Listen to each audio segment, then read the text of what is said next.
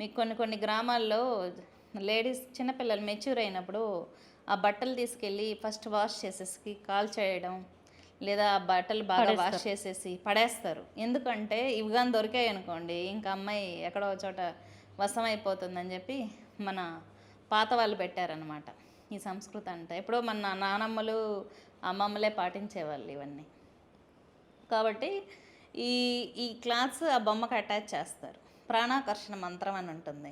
ఆ మంత్రంతో మన పేరు చెప్పి, అందుకే మన డేట్ ఆఫ్ బర్త్, మన పేరు, మన ఇంటి పేరు అందరికి చెప్పకూడదు. మన జాతకం ఎవరికి పడితే వాళ్ళకి ఇవ్వకూడదు అనమాట. మన జాతకం తెలిస్తే చేతబడి చేయడం ఈజీ.